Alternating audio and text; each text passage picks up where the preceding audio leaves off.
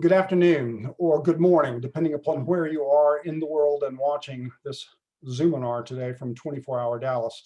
The phrase nighttime economy first popped up in Britain in the 1970s, and in general, it refers to the consumption or consumer economy that takes place between 6 p.m. and 6 a.m., let's say. The nighttime economy is often focused on residents and visitors in the sociable industries that many of us enjoy at night: dining, tourism, shopping, fitness, arts and culture, and the like.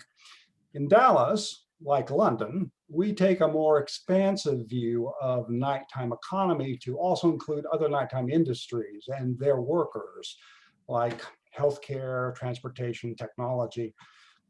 A challenge often seen with nighttime economies is how do we encourage their growth, grow their appeal, and promote the night share of a city's 24-hour economy, while also managing the needs and opportunities that are unique to the night.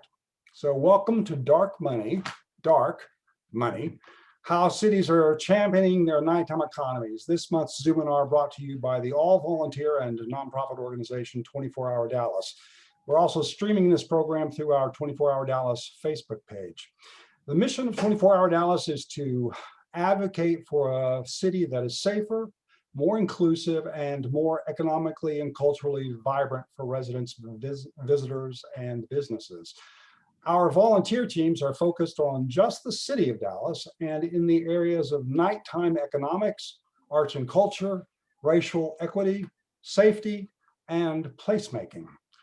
You can learn more about us at 24hourdallas.org. My name is Randall White. I serve as the president of the board of directors for 24-Hour Dallas, and I am also its founder.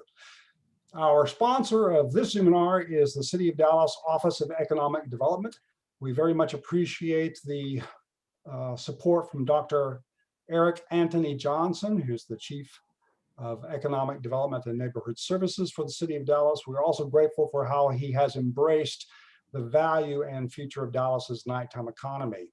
Our guest host today is a fellow volunteer on the 24-Hour Dallas Board of Directors and chair of our economics team, Gary Sanchez, who is by day Director of Public Affairs for our city's Convention and Visitors Bureau called Visit Dallas.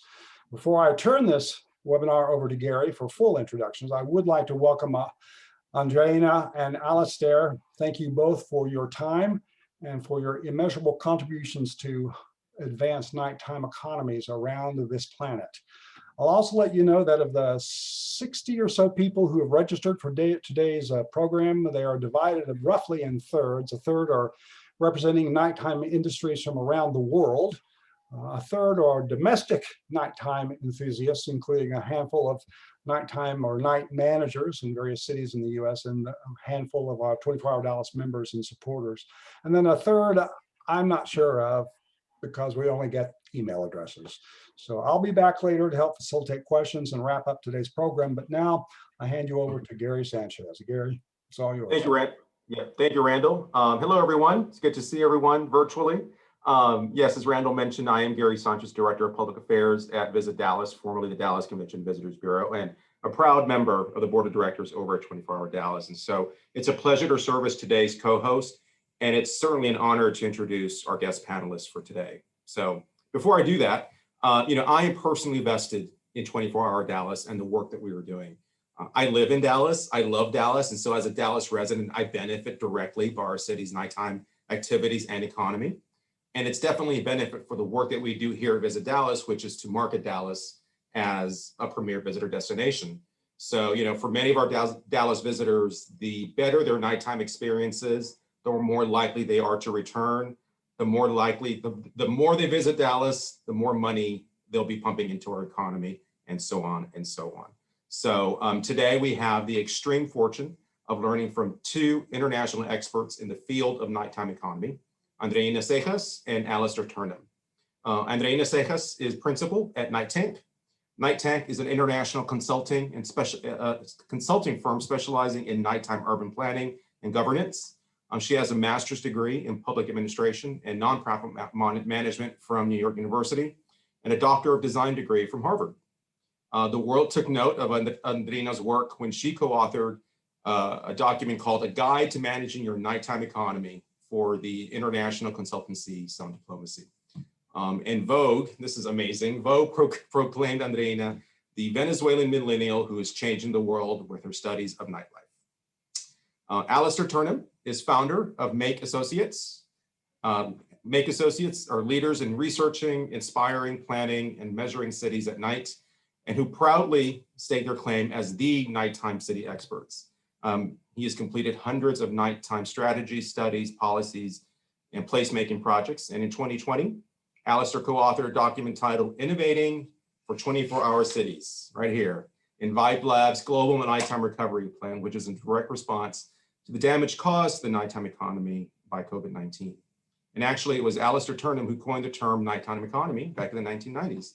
And so thank you both for being here and serving on this panel. And we have a lot of information to cover.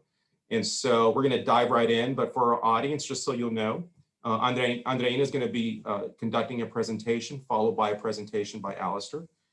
Afterwards, we'll have some dialogue between the four of us, Randall, myself, and our two panelists. And then we'll open it up to questions from our audience. And so as you're thinking of those questions, please type them into the chat box, and we'll try our best to keep up with them and address every question. So enough of me. I'm going to go ahead and turn it over to Andreina and get started.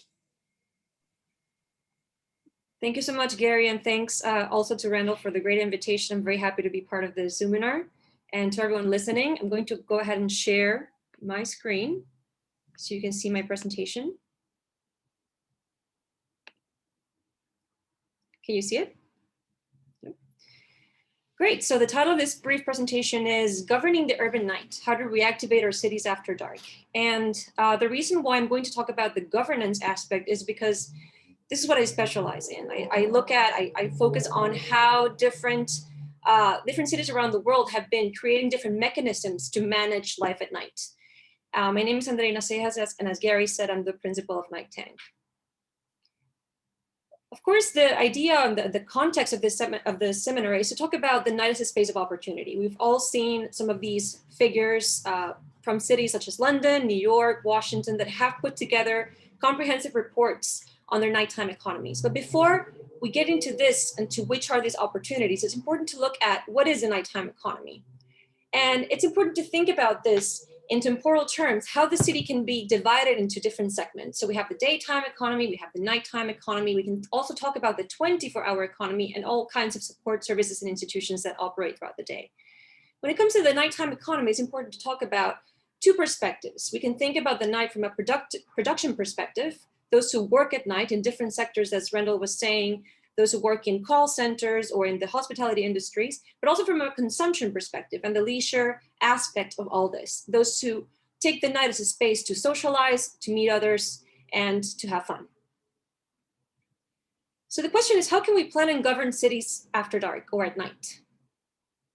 And it's important to talk about how the night is not just the economy, but the night it involves a series of elements. So I like to talk about three main elements: hardware, software, and institutions.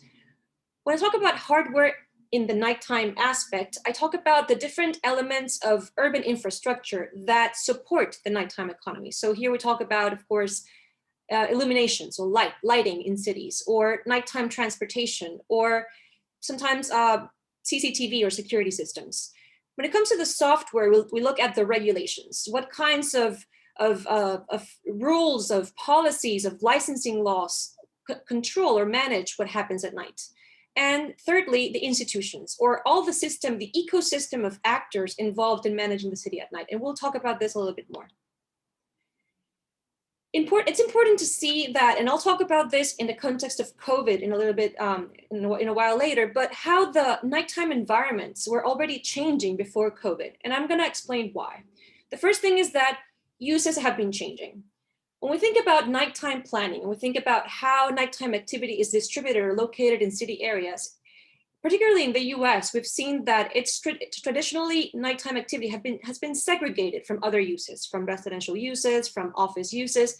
And the reason for this is that the nighttime activity was considered controversial or considered that could disrupt other uses. So it had to be put in special corridors, in nighttime districts, in nightlife special areas. However, separating nighttime activity from the rest, it's a matter of the past. We cannot do that anymore.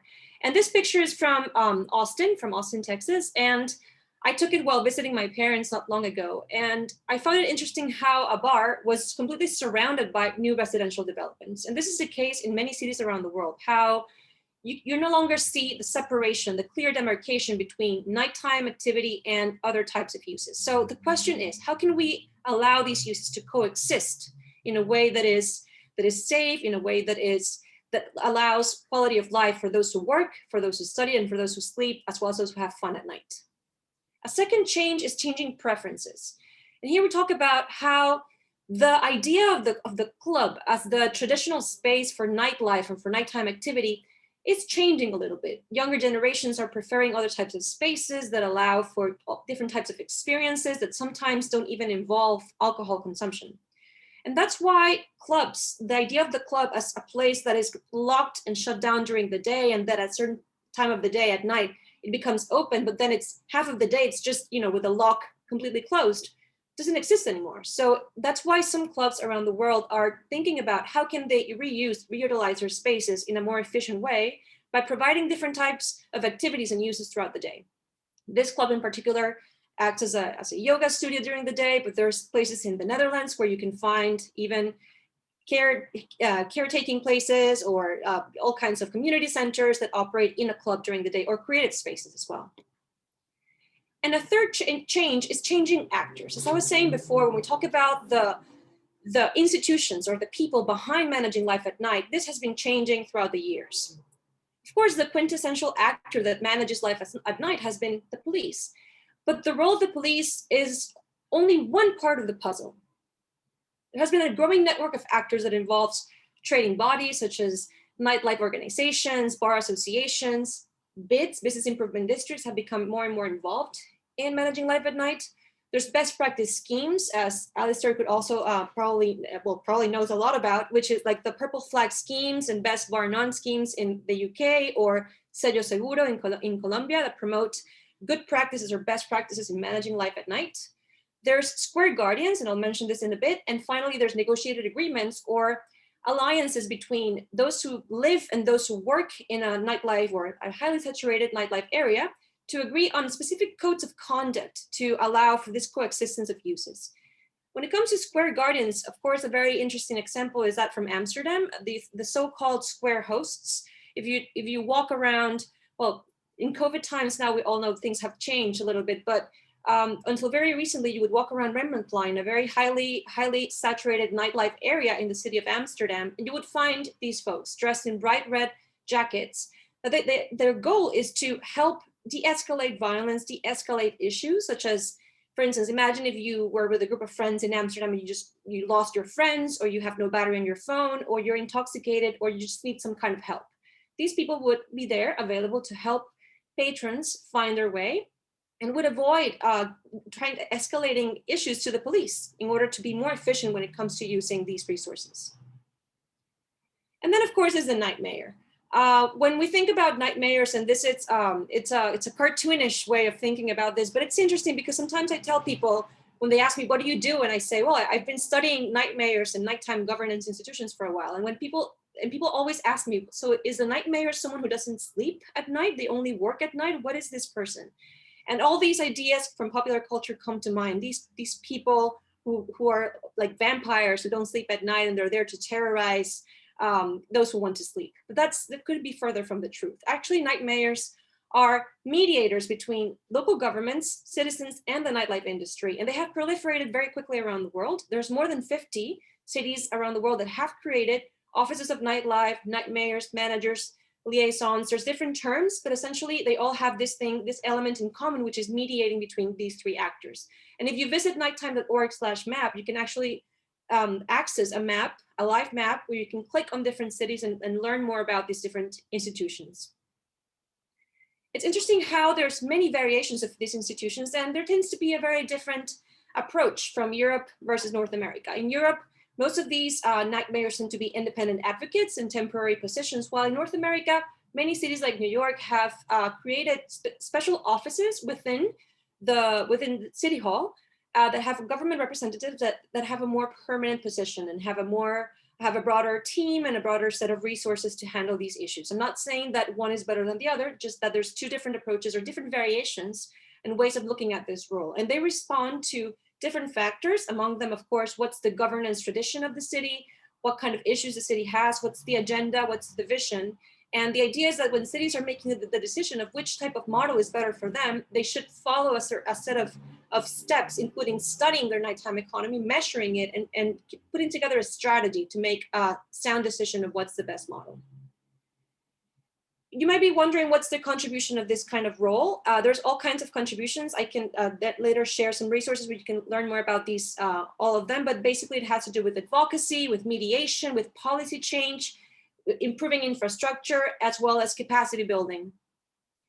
And a very interesting aspect, this is an example from South America. I'm originally from Venezuela, and I've been working extensively with governments in South America and Latin America when it comes to nighttime planning. A very important aspect is public-private collaboration. And in this case, in the picture, you can see the person in the suit is the Minister of the Interior, and he's surrounded by a group of nighttime entrepreneurs and nightlife business owners who came together, and they found this meeting with the minister to express to him the need to create some sort of association in which they could bring people back to the city center at night, because the city center in Asunción was completely abandoned.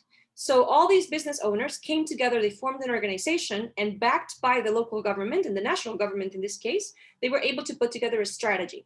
And they've been turning this area that was completely abandoned, as I said, at night, into a more lively and a more active neighborhood. And there's a paper I can share also about this that explains how this transformation occurred, but it's interesting to mention how public-private partnerships are a very key aspect of these transformations. So why should cities care about nighttime governance? So there's opportunities for local economic development. You can create different diverse and inclusive spaces to socialize, new platforms to showcase culture and heritage, safer and vibrant streets, and also efficient and productive environments that enable work and leisure. Then, of course, we know that this is all happening in the context of a very big crisis, and we cannot ignore that how COVID-19 has changed and has been a shock for nighttime activity in cities around the world. So what does nighttime governance look like in times of social distancing? And in order to answer this question, in order to provide a guide to governments around the world, a group of activists, advocates, academics, experts from all over the world have come together to put together the Global Nighttime Recovery Plan. Alistair is part of this plan. He was actually one of the leads for the third chapter. And it's a collection of chapters of experiences from different cities around the world. We don't like to talk about best practices, but of practices, because right now, one thing that we all have in common is that we are facing a crisis that is completely unprecedented, and we're trying to put together different perspectives and different solutions to deal with what's happening right now on the ground. So I invite you to download these different chapters so you can learn more about all these perspectives. One of them deals with, one of the chapters looks at managing outdoor nighttime activity. Another one looks at 24 hours of the time could be a variable to achieve social distancing. And the most recent one, the fifth one, will be actually what was launched last week, and we'll have a Meet the Authors call next week on April 21st. And you're all invited to stay tuned if you want to join this conversation and learn more about nighttime governance in times of COVID. But essentially, just to finalize, one thing that we learned from all these chapters and from all this experience that brought together people from all over the world to think about the night from a proactive perspective is that the responses have been happening in phases. The first phase, of course, when this whole crisis started last year, was to resolve. We had to somehow keep the night alive. We had to keep it alive, even if it was virtually. And platforms such as United We Stream emerged. More than 60, 70 cities around the world have joined this platform. It has been very instrumental to gather resources to support existing venues. But also a very important aspect is surveys and how cities have come together and have created their own mechanisms to gather information to understand what's happening on the ground, what's the impact of the current crisis over the nighttime economy. And Alistair will talk about this more, about the importance of measuring this. But it's very important how cities have done this. And I had the privilege to participate in an experiment to actually measure what was happening in the city in Latin America, which is Tegucigalpa in Honduras. We had a plan. The idea was to go from revitalization to recovery. And we also launched a survey. We did an online survey in which we asked workers, business owners, entrepreneurs of nightlife, what's the impact they've had over their businesses. And it's really interesting to see how, by looking at these different responses from different cities, we can see we all have the same issues. And it's interesting to, that's why the nighttime recovery plan, it's a really powerful effort to provide answers to the same issues. A second phase was, of course, to reopen. And we've seen all kinds of attempts, all the amazing heroic things cities like New York have done to have their outdoor dining during the winter, or drive-in theaters, or all kinds of fancy models for restaurants outdoors. But now we're moving into the most important phase, which is reimagining. And the importance of reimagining is that right now we're looking at the possibility of changing the things that didn't work before the pandemic started. And the nighttime economy and nightlife in general was a very vulnerable sector before COVID. And this crisis has helped make visible some of these vulnerabilities and has made the sector even more vulnerable. So it's important to take this opportunity to reimagine, to think about how can we strengthen our hardware, our software, and institutions to make this sector better for our cities. And here, I mean, I added these images to allude to how there's been regulatory changes, such as allowing for takeaway alcohol in cities when this wasn't the case before, or enabling restaurants to have outdoor seating in sidewalks, which wasn't the case before because of use regulations.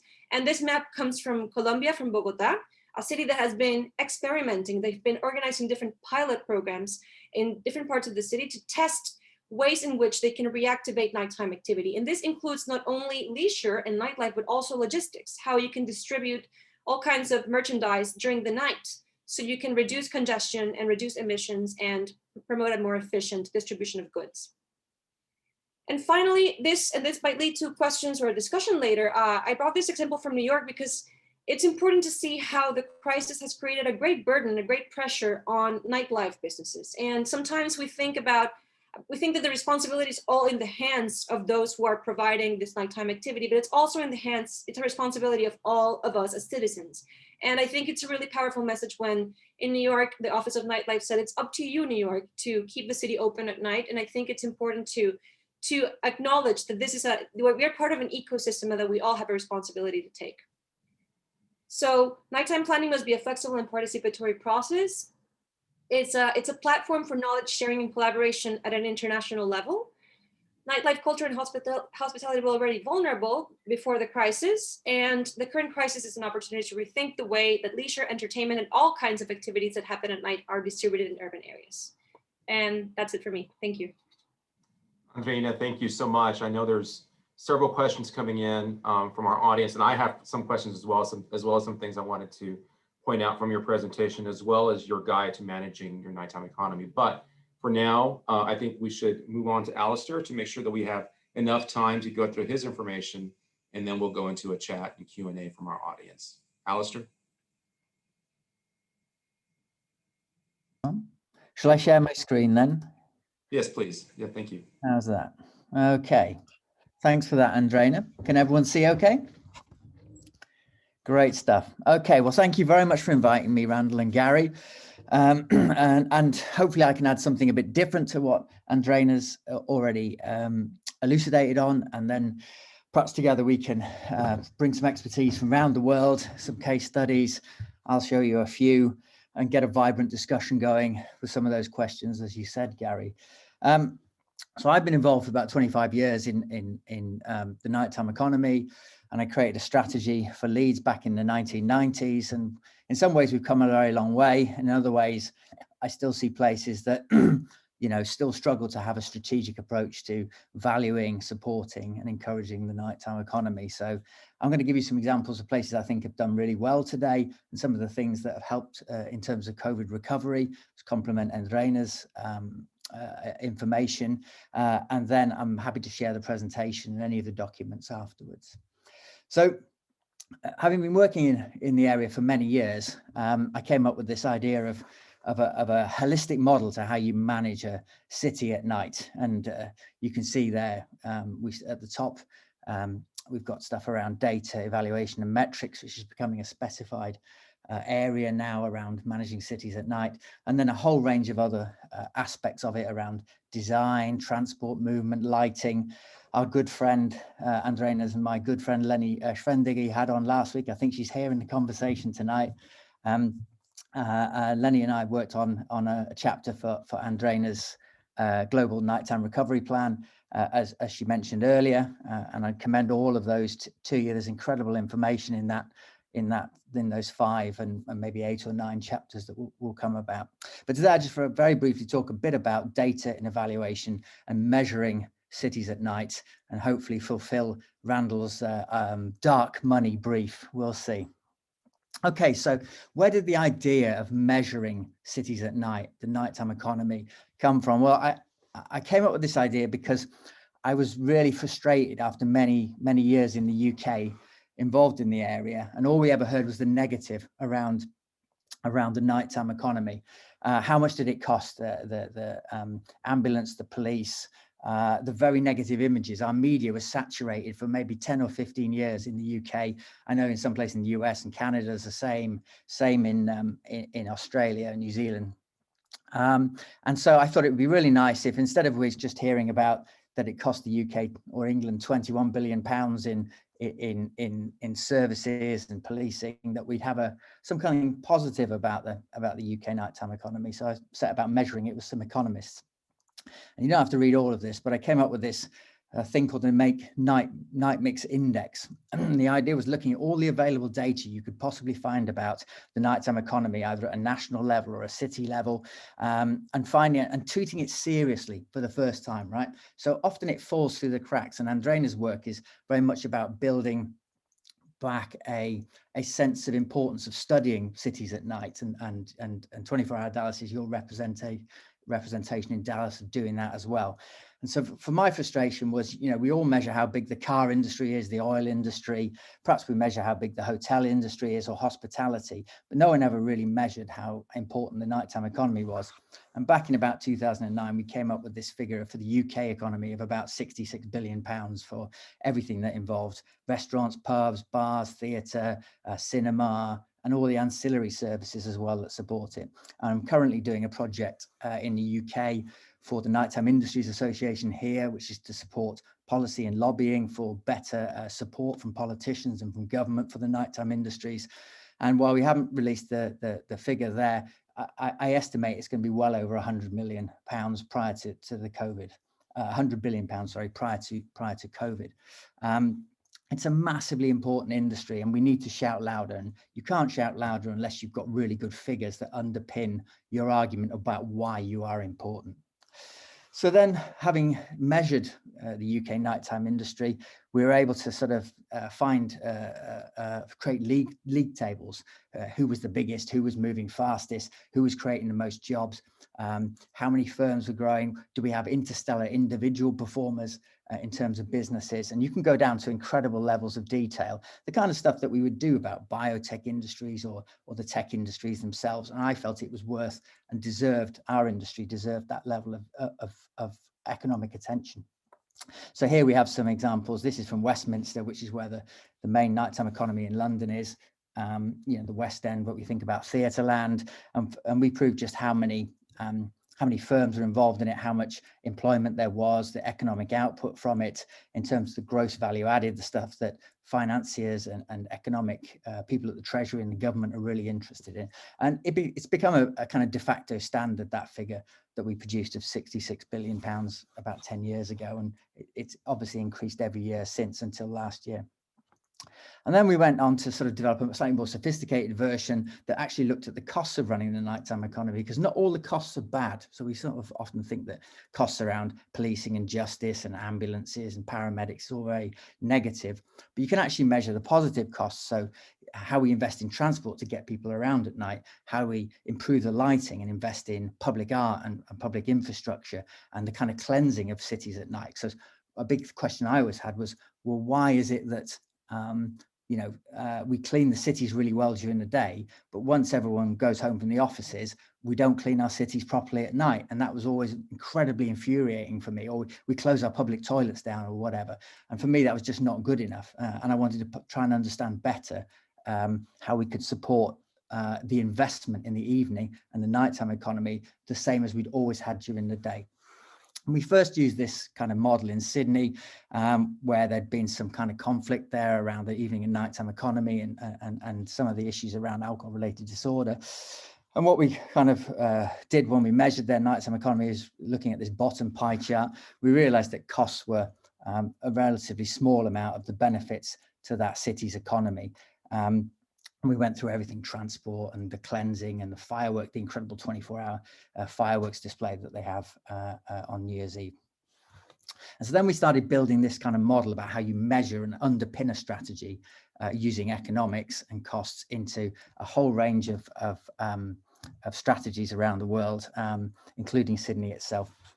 But we did some in Liverpool, and recently in the bottom right-hand corner, we've completed with our friends at Hatch, the Economists, possibly the first planning guidance, which underpinned how you should plan a city at night, physically plan it, where things should go, what time they should be open until, where you should invest, how will people get to and from it using transport. So I'll just give you a brief study of Sydney, because I think Sydney is probably, and I'm not sure whether Andreina will agree with me, we can come to that, probably the best current example of how a city has responded both to the devastation of its nighttime economy through some of the policies that were imposed on it, and also how it's looking to recover from COVID. So I don't know how many of the attendees know about the Lockout Laws that came in Sydney in around 2014. These were laws that were imposed by state government, the New South Wales government, and the idea was to try and address alcohol-related violence by closing places earlier and not allowing people to move between nighttime venues. The problem was that it really decimated their nighttime economy there, really very badly, and probably as badly over those 3 or 4 years from 2014 to 2018, when we started to see some recovery, as COVID has done to pretty much everybody else's nighttime economy around the world now. So what did Sydney do, or what have they already been doing, which put them in a strong place to recover? Well, they'd already set up a task force called Open Sydney, and I know 24 Hour Dallas took great influence from this in setting up your own process there, and brought world experts in and commissioned research, including a cost benefit analysis, which is the bit that I was involved in. They had a really great engagement program. So it wasn't simply a top-down approach from government. It was really involving a whole range of things like residents, all the relevant businesses, transport specialists, and trying to get people to understand other people's problems and challenges around it. They came up with some options appraisals. What could the city look like in 10 years time, 5 years, 10 years, 20 years time at night? What should it look like? What should it feel like? Who should be there? What should be open? What should be closed? And then they came up with a vision, a final plan for that. Crucially, they built it into other people's plans or to other agencies' plans. So it wasn't simply a nighttime strategy that stood alone. It was something that should be involved, should be incorporated by other agencies. So it was something that the State Transport Authority started to take a look at and start to say, well, how can we facilitate and service that nighttime economy? Because at the moment, it doesn't really work very well, transit in Sydney after about midnight. And then more recently, and probably in the last couple of years, they've done some really innovative work, which I've not seen anywhere else to the same extent around the world, around flexing regulation. So allowing places to open later, late night trading performance, performance places, allowing them to have flexible later licensing. Trying to do diversification programs about opening later, allowing flexing retail. So where could retail open till 10, 11, 12 o'clock at night, which it couldn't do before. They've done some really good stuff on that, Sydney. And that's the city council in the centre, so down the kind of downtown of Sydney, although it does have some neighbourhoods. But recently, the state government came back in. So the state government, having been at the core of some of the problems that Sydney City had faced itself in terms of the restrictions from the Lockout Laws, the New South Wales government actually came back in at a state level and said, we're going to support Sydney become a 24-hour city. And that's a game changer for Sydney, not just the city itself, the core, the CBD, but also the other 34 councils that surround it, because it's a 4.5 million population city. It's a big city.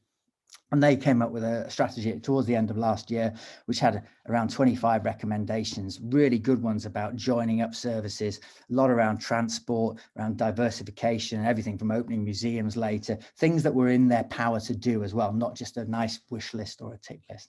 And so for me, the partnership now between the municipalities, the councils in Sydney, including the central city of Sydney Council and New South Wales is providing the best template, I think, for working with private sector to develop a strategy to come out of COVID. And I think that's been born because of their incredibly difficult experience together and the political friction that existed and the protests that went on about the closure of nightlife in Sydney. And they're a really great template for the rest of us to learn from. And I'll just close, if I may, on some work I'm involved with the Mayor of London and the Greater London Authority. The Mayor wants London to be a 24-hour city. Some ways it already is, in many ways it already is. And part of that strategy is about how do we recover from COVID and support business, residents to come out. And there's a lot of goodwill in London at the moment around flexibility. We've got in Soho, as of yesterday, our lockdown is partially over, and we have 60 streets in the centre of London which have all been pedestrianised, and all of which have outside dining, and there's literally hundreds of restaurants and pubs now servicing clientele out there in the streets of Soho and around Mayfair as well. And so I suppose one of the things I would say is you can't do anything in isolation. There's no point just having one nice study or one good idea or one nice project. That doesn't really work with the nighttime, because nobody's responsibility is the nighttime, okay? It's all our responsibility. And that goes back to what Andreina was saying. And it really is obvious, because if you're in transportation, you are in charge of transportation, right? If you're in charge of waste and cleansing, you're in charge of that. If you're in charge of lighting, you're in charge of that. If you're in charge of economic growth, you're in charge of that, right? But the nighttime economy has always been something which is cross-cutting. It's an awful word, but it's something that we all have to take responsibility for. So we need the right research, the right measurement, the right strategy, and we need the right kind of leadership. And I think that's being shown in London at the moment. The Mayor has published his guidance on nighttime, creating a nighttime strategy. He wants all of London's 32 boroughs to create a nighttime strategy, and he supported that through guidance done by Publica, urban design specialists. There's a nighttime data observatory, which might be the first one in the world, which he's supported the development of. It's not gone live yet, should go live later this year. And that will have data for not just measuring the economics, the kind of stuff that I've been showing you, but it'd be about how many people are using the tube at 3 o'clock in the morning, how many councils have got an active nighttime cleaning service.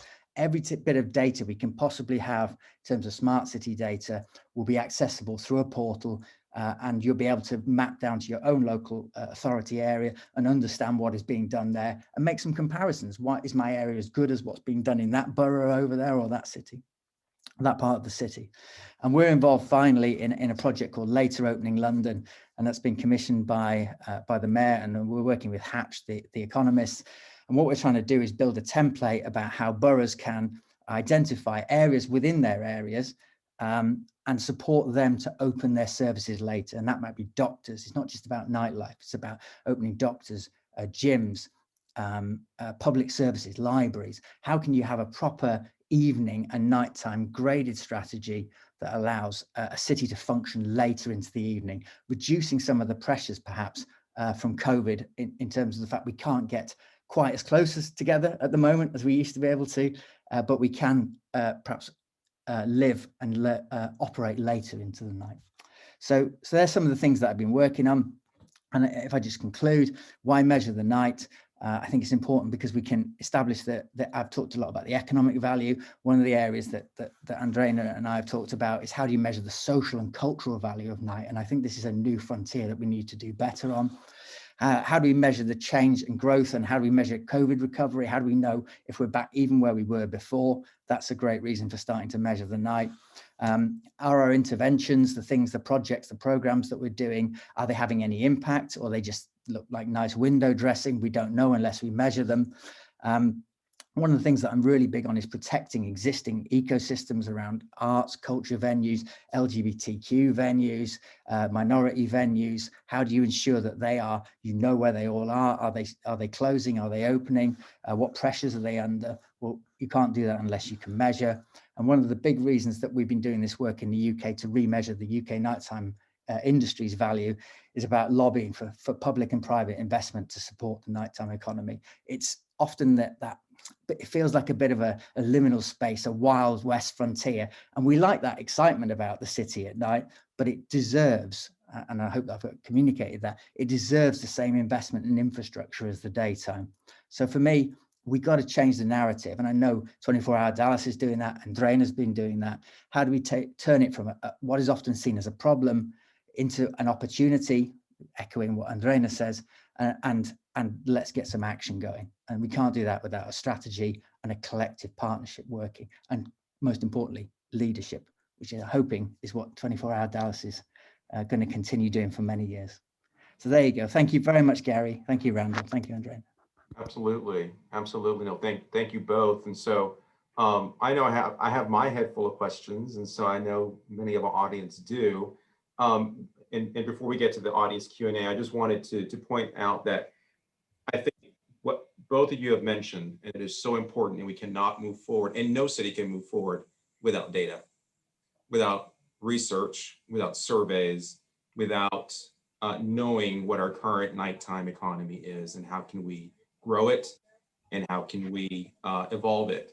And Andreina, it was from your document, from the Sound Diplomacy document.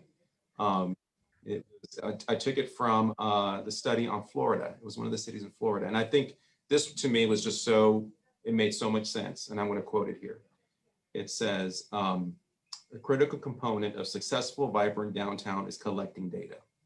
Without data, the quote unquote nighttime is just a topic for discussion with no group or agency responsible for its success. And that is so absolutely true. Without the data, we don't know. We have no idea. We don't know what we don't know, but we got to start somewhere. And so I thank you both for stressing on how important it is to do research, to do data, to survey individuals of how they use the nighttime and how can we grow the nighttime economy. One question I have for Andreina is, would you agree with Alistair about Sydney? That Sydney is probably the best city in the world right now that is utilizing their nighttime economy and planning for it. So that's an interesting question. So it's hard. I think it's difficult to say that one city is doing better than the other or doing best. I do think Sydney is doing a great job. And there's something I like to call the pendulum effect, which is that many cities have gone through this, like going from one type of policy to the extreme. And I talk about two types of nighttime policies. So on one hand, you have restrictive ones, and on the other one, you have enabling ones. So as Ali was saying very, very eloquently, so we used to talk about, I'm sorry for the noise, DC is it's very noisy lately. We used to look at cost benefit analysis, or we looked at costs mainly, and when we only look at costs, we tend to think about restrictive policies as a solution to deal with noise, with alcohol issues, and all kinds of issues at night. But when we look at the benefits, we tend to have a more enabling perspective. And to look at examples, just with one city, Sydney went from a restrictive policy, which was the Lockout Laws, to now a more enabling perspective. And the same thing has happened in Latin America. Bogota in Colombia used to have a very difficult security issues, safety issues in the 80s and 90s. And a mayor came and created this thing called the carrot law, La Ley Zanahoria. And this basically was a curfew that was established in the city of Bogota to reduce nighttime and crime activity. And it worked in Bogota because of the circumstances there, and it was transferred to many cities in Latin America. So all these cities suddenly had curfews as a way to deal with what was happening at night. This is all to say that I think we should look at cities on a case-by-case basis. We can all learn from each other. We can all certainly exchange practices and ideas and solutions, but in the end, that's why data matters. That's why we have to go back to doing these surveys and these data collection exercises, because in the end, that's what will ultimately shape what our policies should be. And one thing to add to that is that these processes of gathering data should be participatory as much as they can. I think with COVID, we've seen, as I mentioned, a couple of examples, New York and the one we did in Tegucigalpa, we did this online surveys in which we asked people openly, citizens, to share perceptions about nighttime activity. And I think it's very important to make these exercises participatory, as one of the ultimate goals is to have an inclusive night scene that deals with, the needs of different actors. And I hope that answered the question. Sorry for the Absolutely, absolutely. And it goes back to something I think both of you mentioned is it's practices over best practices, because it will vary from city to city.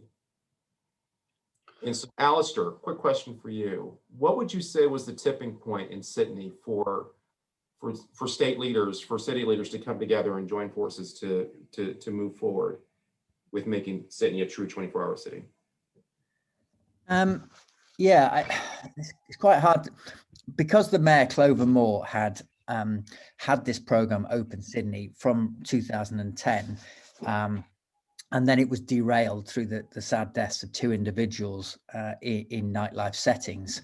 And then the Lockout Laws came in, and we had the decimation of nightlife there, and displacement of some of the nightlife as well out to other boroughs, to further places, of course, because people want to go out and enjoy themselves. So if they can't in one place, they'll find another solution.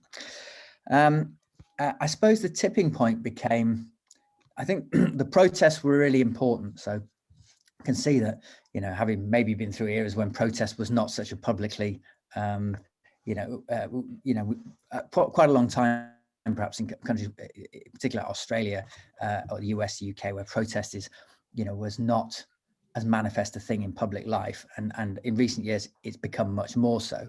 And I think their protests were really important because it expressed on the streets a dissatisfaction. That's not enough to turn around politicians' immediate decision making, but I think that was the kind of the catalyst process of it. And I think probably politicians, and Andreina may talk about this as well, have historically underestimated the importance, not just economically, but the social and cultural importance of nightlife. And the thing that we've seen in the pandemic is just how incredibly important it is to people's cultural lives, to their identity, to their sense of place, to who they are. And people are, when they've not been able to go out, and the problems we've had in terms of venues and live music and the whole infrastructure that is creaking because they can't operate in their normal way, I think we've sort of come to realize that that is absolutely imperative for our purpose for being. Our raison d'etre is not to sit at home watching Netflix, enjoyable as it might be at times. Our raison d'etre is to be sociable with each other, right? And that is probably the tipping point in Sydney. Was there's nowhere left, or there's not anywhere near enough places left for us to be sociable anymore. And I think even politicians realized, not the city politicians you'd always realized, but the state government ones had realized eventually that they were actually undermining the brand, the actual value, that the cultural identity of Sydney as a global city player by not having a nightlife, and needed a restoration strategy to support it. And that's what we've got now. And I suppose one of the things I would say, and Andreina's right, is everywhere is different. And so we have to judge cities on what they achieve, not how nice their strategies look, right? Right, absolutely. Thank you for that. Randall. Yeah, question I want to respect. We give a lot of airtime here to Sydney. I want to also share a question that came in from Melbourne. A couple of the nighttime commissioners from Melbourne are on this Zoom call. One asked, what role can the nighttime economy special precincts play in helping attract investments and consumers to central business districts as they start to recover from COVID, keeping in mind that a lot of professionals may not be returning to city offices. So the other fact of COVID is that we've got folks that may not be staying around to have a drink after they get off of work. So what can nighttime economy special district precincts play? What role can they have? Alistair? Yeah, I mean, it is a major issue. I think actually also going back to having Melbourne on here, I mean, as you will be, as our Melbourneian friends will know, is that kind of rivalry is really important. We And have so- that as well. And so Sydney spent their time going, all I ever heard from Sydney was, look at Melbourne, and it's, I don't know. I'm not sure that's ever very helpful. You've got to plow your own furrow, right? Anyway, Melbourne's fantastic too. Hi, Melbourne. Yeah, I think it's really important. One of the challenges we're going to have is, you're absolutely right. We estimate in the UK, and I think this is applicable in North America, probably Australia as well. I don't know in some of the other countries, but we will probably have a 30% reduction in the need for office commercial floor space in cities, right? So that means that those people are going to be working at home Mondays and Fridays. Maybe they're off in the office Tuesday to Thursday. Often Thursday and Friday were the nights when people would go out and go to a restaurant, go for a drink. So that was your prime time for getting those workers to do it. And it's a really serious issue.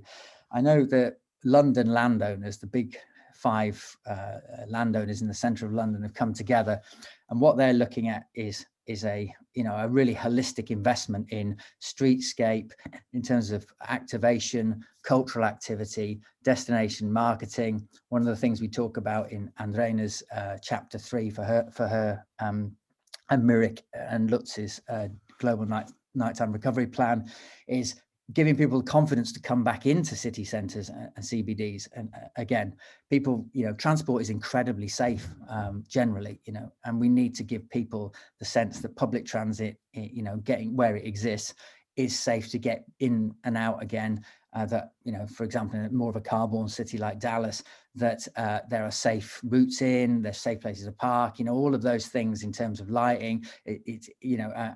Wayfinding is a big thing that we found at night is really poor. So how do you get the right kind of wayfinding in and navigation so people can find their way around, particularly when you've got exciting new streets where have been taken over with more outside dining and perhaps live music and stuff. We need to make sure that's signposted when people get out of their car or off the train. So I think those are the things that we need to do. But realistically, that's a really big marketing job.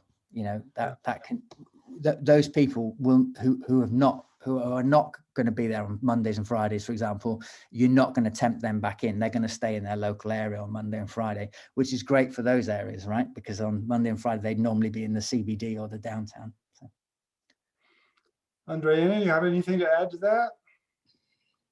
Sure, it's a really a big question. I think that one of the things we've come to understand is how the pandemic is accelerating trends that were already underway, such as the rise of e-commerce, contactless payments, and the decline of small businesses in high streets. And of course, it has called into question the need for large centralized office areas in cities. And this is a big problem.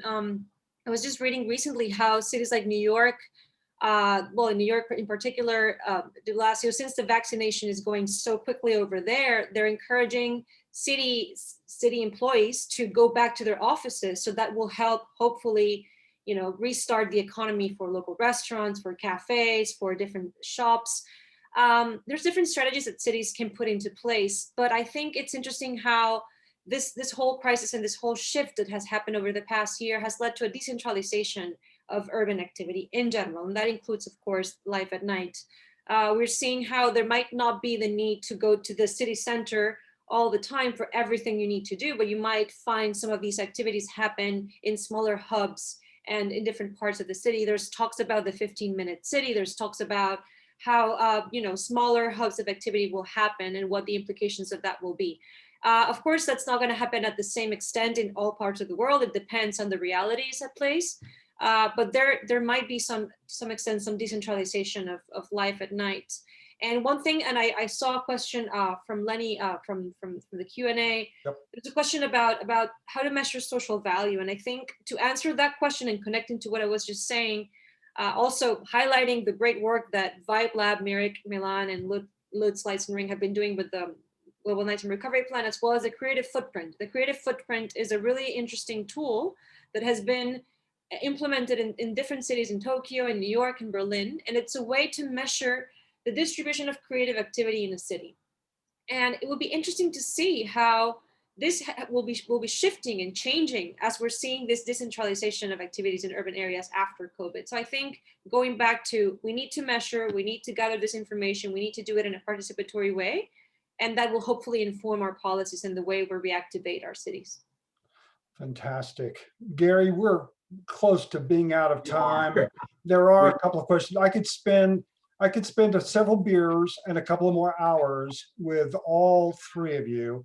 And I don't even drink. So, we are out of time. Let me go ahead and wrap up. Let me share with everybody that this entire presentation will be converted to YouTube video, and we posted to our YouTube channel and posted on our website by Thursday. I also have, unless Alistair and Adriana feel uncomfortable with it, I also have PDFs of your presentations that I can make available to anybody that was on this program. Are you okay with that? Perfect. And I do want to thank you both. I know it's late for you, Alistair, for joining us. And Gary, thank you for facilitating this program. And also thank you to the City of Dallas Office of Economic Development for co-sponsoring this with us. They've got some interesting, they finally thrown into their planning for economic development at Dallas City Hall, the nighttime economy. We are finally on the radar of the City of Dallas. That's a good sign. And I enjoyed a very wonderful conversation this morning with one of our chief assistant city managers about cutting across that you talked about how we have opportunity to get fire department and police department and code enforcement and licensing all in the same room to address things instead of dealing with these silos like we typically have in Dallas. So that's encouraging.